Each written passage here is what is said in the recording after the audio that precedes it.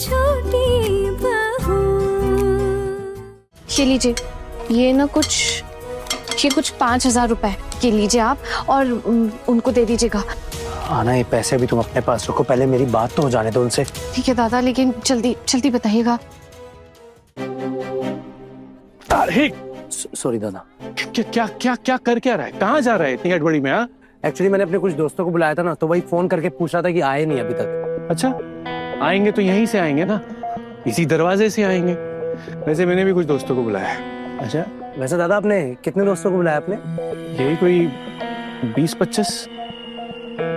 अब पता नहीं इतने लोगों की भोग की व्यवस्था है भी या नहीं। इन भगवों में जरा सी भी अकल होती ना तो हमसे सलाह मशवरा कर लेती है।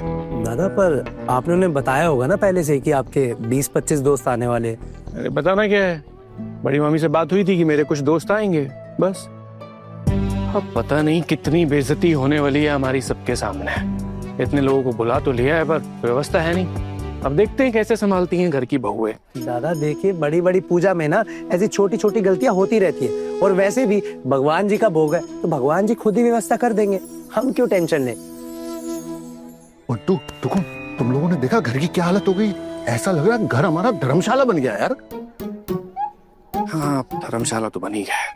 लोग ऐसे लाइन में लगे हुए आए जा रहे हैं जैसे कि वो शक्कर के दाने के पीछे चींटियां आती है ना खाने के लिए, वैसे हो रहा है। बाबा, पूजा में तो ऐसा होता ही रहता है ना। वैसे आपने अपने दोस्त को बुलाया, कोई पहचानने वाले को? हाँ, पागल हो गए हो तुम लोग। तेरा बाप इतना बेवकूफ नहीं है। उम्र जरूर हो गई है लेकिन अकल का इस्तेमाल करना जानता है वो अच्छे से। मैं ये फालतू ऐसे लोगों को फ्री में खाना खिलाने के धंधे में पड़ता नहीं हूँ। हाँ, अगर फ्री में कोई खिला रहा है तो खा लेता हूँ, देता नहीं हूँ किसी को। बाबा अच्छा, ये सब छोड़िए आप, मैं ना एक बार होके आता हूँ, मेरे दोस्त आ रहे हैं तो मैं पूछ लेता हूँ कहाँ पहुंचे। ठीक है? अरे आओ दुर्गा, बैठो।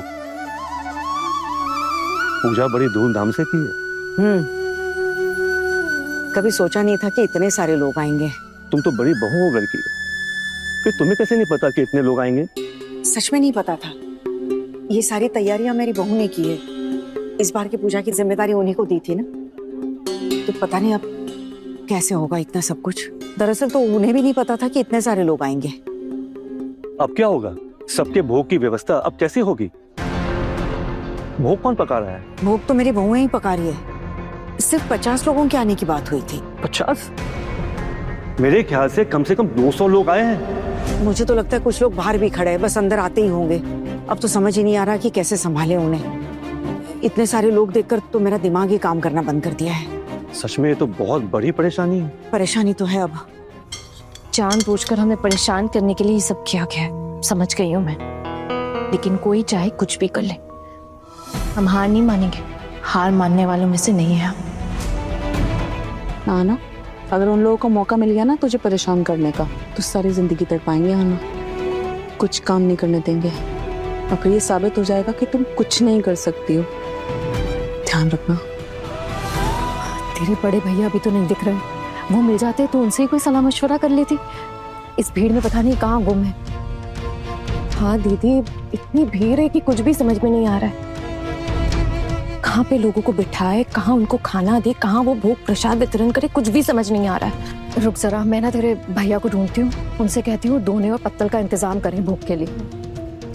मिष्टी, मिष्टी, मिठा।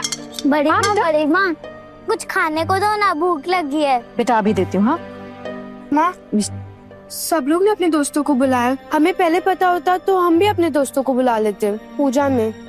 अच्छा, हाँ हाँ, क्यों नहीं। तू जा, अपने सारे दोस्तों को इकट्ठा कर ले। मोहल्ले में घूम घूम के जितने दोस्त रह गए ना, सबको बुला ला। जा जा, बुला ले। मैं कुछ भी बोलती हूँ तब हमेशा ऐसे ही बोलने लगते हो, अजीब है। चल, हम ऐसे चलता। हाँ चल, मेरी बात सुन पहले। जाके जरा अपने बाबा को तो ढूंढ ला, और उनको कहना सबको भोग प्रसाद बांटना है, तो डोने और पत्तल हमारे पास ले आए, समझी? हाँ ठीक है, बुला देती हूँ। चलो चल जाओ। अरे खेतरो दादा, बात नहीं समझ रहे। जैसे भी हो आज आपको हमारी इज्जत बचानी होगी। प्लीज इस मुसीबत से बाहर निकालिए हमें खेतरो दादा। अरे टुकुन भाई, समझो मेरी प्रॉब्लम। मैं इतनी जल्दी बंदोबस्त कहाँ से करूँगा?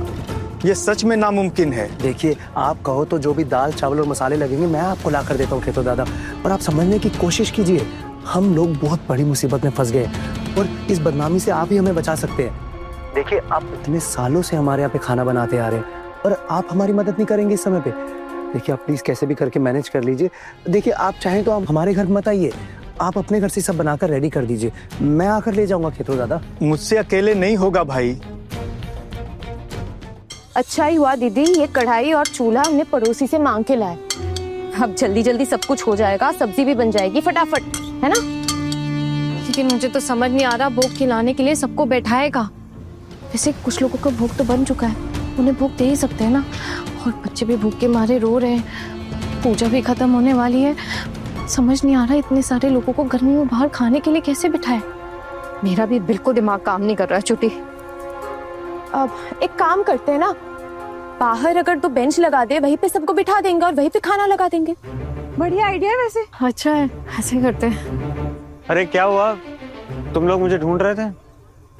देखिए ना किस मुसीबत में फंस गए, कुछ समझ में नहीं आ रहा। ये सब कुछ हम अकेले कैसे संभालेंगे, देखिए ना जरा। और दीदी आप रो क्यों रही है? अगर मुसीबत आई है तो उस मुसीबत से निपटना भी तो होगा ना।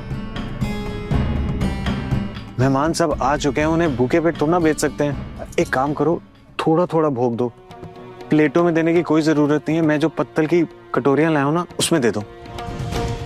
अरे ये कैसी बातें कर रहे हैं दादा, ऐसे तो बहुत बदनामी हो जाएगी। इतने सारे मेहमान आए, सबको कटोरी में भोग कैसे दे सकते हैं? आप ना भोग के लिए चिंता मत कीजिए, भोग की व्यवस्था हम लोग कर देंगे, है ना? आप जाके पत्तल की प्लेट्स और कटोरियां लाके दे दीजिए। ठीक है, मैं प्लेट्स और कटोरियां लेकर आता हूँ। जी हाँ, और डेकोरेटर्स को भी तो बताना है ना वो बेंच लाने के लिए। हाँ दीदी वो भी है, लेकिन सारी जिम्मेदारी एक आदमी पे तो नहीं दे सकते ना, और देर हो जाएगी। क्या करे दादा, आप एक काम कीजिए, आप अपने छोटे भाई को यहाँ भेजिए, वो भी तो हाथ बटाए ना थोड़ा काम में। घर में इतनी बड़ी मुसीबत आ गई है, वो क्या कोई भी मदद नहीं करेंगे हमारी?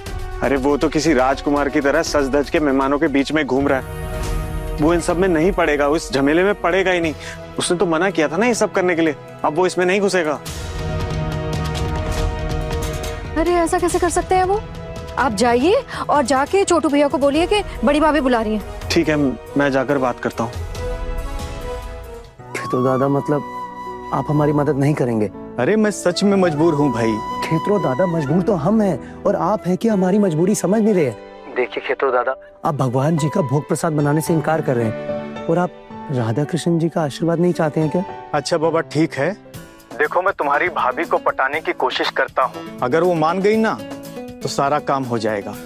लेकिन हाँ, थोड़ी देर हो सकती है क्योंकि सब कुछ रेडी करना पड़ेगा ना। देखिए खेतरो दादा, मुझे आप पे ना पूरा भरोसा है, आप कैसे ना कैसे करके पक्का मैनेज कर लोगे। मैं ना आपको अभी पैसे भेज देता हूँ, आप बस सामान खरीदिए और लग जाइए काम पे। बस प्लीज ट्राई करिएगा, थोड़ा जल्दी हो जाए खेतरो दादा। ठीक है, देखता हूँ मैं। कितने अच्छे हैं ना बड़े भैया, हमारी मदद करने के लिए तैयार है। पट्टू कुंद दादा भी हमारे साथ खड़े हैं और मुझे पूरा यकीन है अर्जुन भैया भी हमारी मदद जरूर करेंगे। बस मेरे वाले वो देखो हमें परेशानी में डालकर कैसे जश्न मना रहे हैं, वो कभी मदद नहीं करने वाले हमारी। इनकी असली दुश्मनी तो मेरे साथ है दीदी। हार में जाए दुश्मनी, बस यही तो आता है इनको। और वैसे भी तू इतना टेंशन मत ले, ये सिर्फ तेरी जिम्मेदारी नहीं है आना, ये हम सबकी जिम्मेदारी है। और वैसे भी ये क्या बोलेंगे, हम भी कम नहीं है।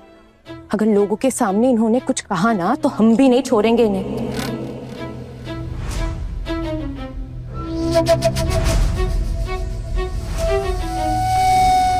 अभी खैर ये सब छोड़िए, माँ बहुत टेंशन में दिख रही है, मैं एक बार माँ से मिलकर आती हूँ। हाँ तू देख इधर, हम संभाल रहे हैं, जल्दी आना।